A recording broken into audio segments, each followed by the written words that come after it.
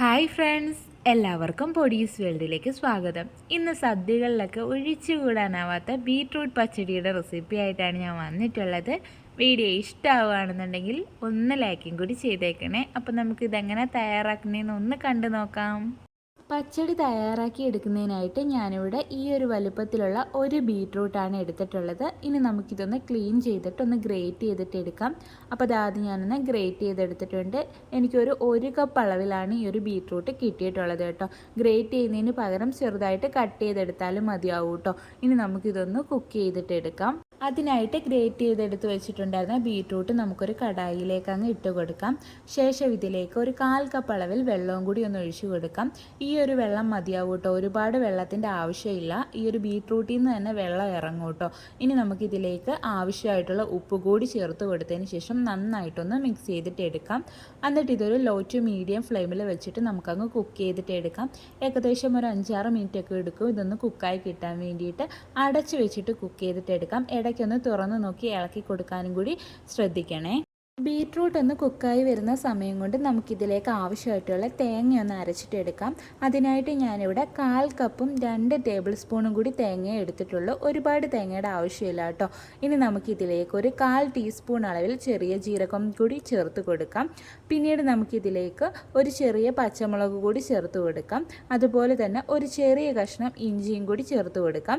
പിന്നീട് നമുക്കിതിലേക്ക് കുറച്ച് കറിവേപ്പിലയും അതുപോലെ തന്നെ ഒരു 1/4 ടീസ്പൂൺ അളവിൽ കടുകും കൂടി ചേർത്ത് കൊടുക്കാം. കടുകൊക്കെ ചേർക്കുമ്പോഴാണ് ആ ഒരു ടേസ്റ്റ് കിട്ടുന്നത് കേട്ടോ നമ്മുടെ പച്ചടിക്ക്. ഇനി നമുക്കിതിലേക്ക് കുറച്ച് വെള്ളം ഒഴിച്ചിട്ട് ഇത് നല്ല ഫൈനാക്കി അരച്ചിട്ടെടുക്കാം.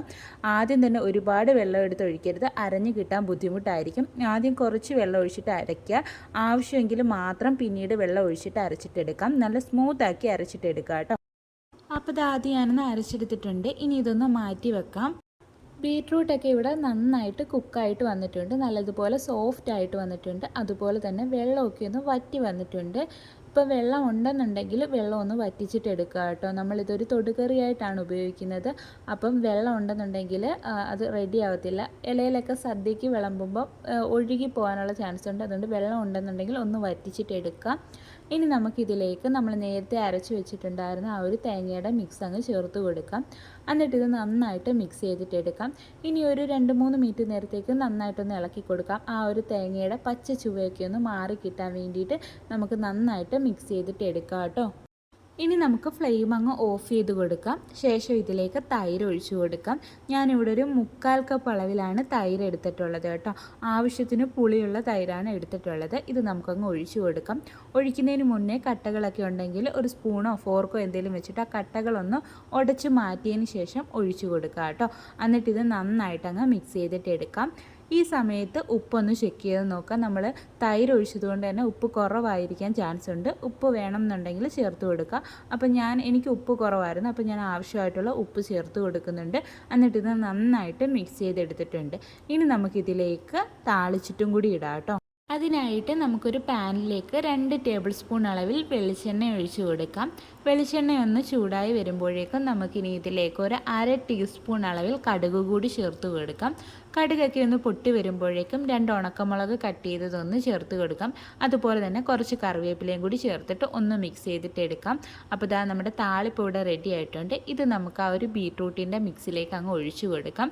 എന്നിട്ടിത് നന്നായിട്ട് മിക്സ് ചെയ്തിട്ട് എടുക്കാം കേട്ടോ. അപ്പോൾ ഇതാ നമ്മുടെ ടേസ്റ്റി ആയിട്ടുള്ള ബീട്രൂട്ട് പച്ചടി ഇവിടെ റെഡി ആയിട്ടുണ്ട്. നല്ല ടേസ്റ്റാണ് കേട്ടോ. ഈ കാണുന്ന കണക്കല്ല, ഇതിലും നല്ലൊരു കളറാണ് കേട്ടോ നേരിട്ട് കാണാൻ വേണ്ടിയിട്ട്. അപ്പോൾ ഇതാ നമ്മുടെ ബീട്രൂട്ട് പച്ചടി ഞാനൊരു പാത്രത്തിലേക്ക് സെർവ് ചെയ്തിട്ടുണ്ട്. അപ്പോൾ ഈ ഓണത്തിന് എല്ലാവരും ഒന്ന് തയ്യാറാക്കി നോക്കണേ. ഫീഡ്ബാക്ക് പറയാൻ മറക്കല്ലേ. പെർഫെക്റ്റ് ആയിട്ടുള്ള റെസിപ്പിയാണ് കേട്ടോ. അപ്പോൾ എല്ലാവരും ട്രൈ ചെയ്ത് നോക്കുക.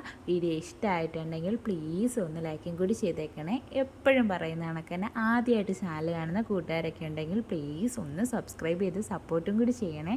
വീണ്ടും നല്ലൊരു വീഡിയോ ആയിട്ട് വരാം. Thanks for watching.